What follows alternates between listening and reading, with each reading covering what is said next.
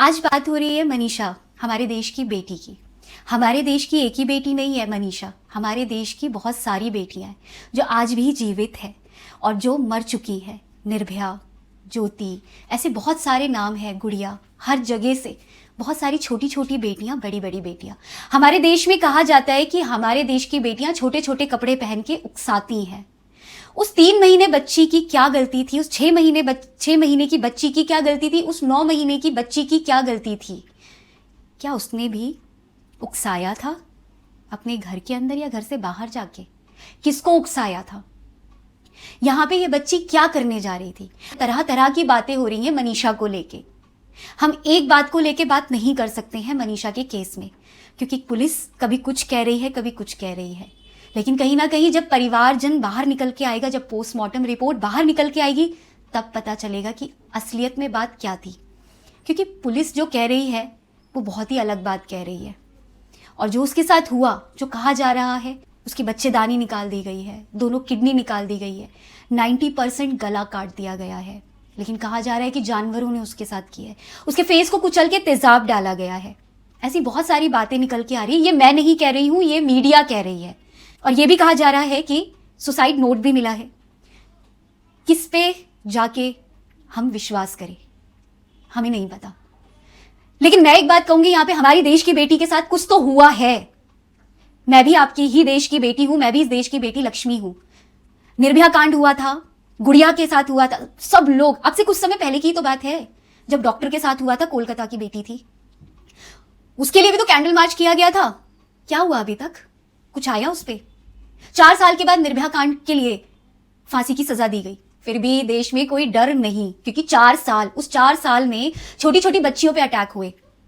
लगातार बच्चियों के साथ अटैक हो रहे हैं, बहुत लोगों पे अटैक हो रहे हैं, सिर्फ देश की बच्चियों के साथ ही नहीं। हमारे देश में ना बेटियां सेफ है, ना लड़के सेफ हैं, ना ट्रांसजेंडर सेफ है, कोई भी जेंडर सेफ नहीं है, ना एनिमल्स सेफ है। क्योंकि हमारे देश का कानून और हमारी सरकार, जिसपे हम निर्भर भीख मांग रहे हैं, हम निर्भर बैठे हैं उनके ऊपर। लेकिन मैं एक बात जरूर कहूंगी यहाँ पे, अगर हम सब पूरी पब्लिक सड़क पे उतर गई ना एक बार, तो हम खुद कानून बना लेंगे। क्योंकि हर दिन कानून बन तो रहा है, उसमें इंप्लीमेंट नहीं हो रहा है। अगर 2013 में ये कहा गया था खुलेआम तेजाब नहीं बिकेगा, तो आज भी तेजाब खुलेआम बिक रहा है, आराम से बिक रहा है। कब तक जा जाके हम लोगों के आगे हाथ जोड़ेंगे, पैर पकड़ेंगे कि ऐसे खुलेआम तेजाब मत बेचो? लोग क्राइम कर रहे हैं क्योंकि हमारे देश में डर नहीं है। अगर हम दूसरे देश की बात करते हैं तो लोग उछाल मार देते हैं कि हमारे देश में बहुत सारी संस्कृति है। उस संस्कृति को देख के बहुत सारे लोग बाहर से यहाँ आते हैं और उसको अप्लाई करते हैं। तो हमारा देश वहां के कानून को अप्लाई करने में क्यों डर रहा है? क्या प्रॉब्लम है? जब दूसरे देश के लोग आके यहाँ की संस्कृति को अप्लाई कर रहे हैं, तो वहां के कानून को अप्लाई करने में डर लग रहा है? घूस नहीं ले पाओगे? किस बात का डर है? यही ना, जो साइड से पैसे आते हैं वो नहीं ले पाओगे ना, तभी तो इतना भ्रष्टाचार है। वोटिंग को लेके लड़ाइयां चल रही हैं, गली गली से कुत्तों की छापेमारी चल रही है। क्यों? किसी की सच्चाई सामने ना आ जाए इसलिए। सब अपने अपनी चीजों को कवर करने में लगे हैं। लेकिन यहां जब आज भी, अभी भी हम इंसाफ की बात तो कर रहे हैं, लेकिन अभी भी किसी बच्ची के साथ रेप हो रहा होगा, एक जगह नहीं कई जगह। अभी इसके 4 दिन के बाद भी फिर कैंडल लेके लोग खड़े होंगे। अब से कुछ दिन पहले भी तो बच्ची के लिए कैंडल लेके खड़े थे। जो कैंडल जलाने वाले लोग भी है ना, कोशिश करके ये जो आप 4 दिन कैंडल जला के साथ में खड़े हो जाते हैं ना, बेहतर है 15 से 20 दिन खड़े हो जाइए। हम सब आपके साथ हैं और हम भी खड़े हैं, क्योंकि हमें भी इंसाफ चाहिए। क्योंकि हमारी फाउंडेशन में भी ऐसे बहुत सारे लोग हैं जिनको इंसाफ की ज़रूरत है और अभी तक इंसाफ नहीं मिला है। और ये कोई बाहर का नहीं, आपका अपना ही होता है। तो बहुत इंपॉर्टेंट है, जो लोग इज्जत को लेके मर रहे हैं ना, उन्हीं की बेटियां मर रही हैं। आपके घर के अंदर ही क्राइम हो रहा है और आप बाहर जाके क्रिमिनल को ढूंढ रहे हैं। अभी भी कई केसेस आंखों के सामने आए। एक बच्ची के साथ, अभी कुछ समय पहले ही मुझे पता चला, एक बच्ची के साथ उसके ही चाचा रेप कर रहे थे, और उसके बाद जब उस बच्ची ने बोलने की कोशिश की तो उसका मुंह बंद करा दिया गया था। लेकिन आखिरकार में उस लड़की ने अपने अधिकार के लिए लड़ाई लड़ी। लेकिन जिस दिन उसके चाचा जब उसको टच करने ही आए थे, तभी उसके घर वालों ने सुन लिया होता ना, या उस बच्ची ने चीखें मार दी होती और कह दिया होता, तो शायद ये सिलसिला इतना लंबा नहीं चलता।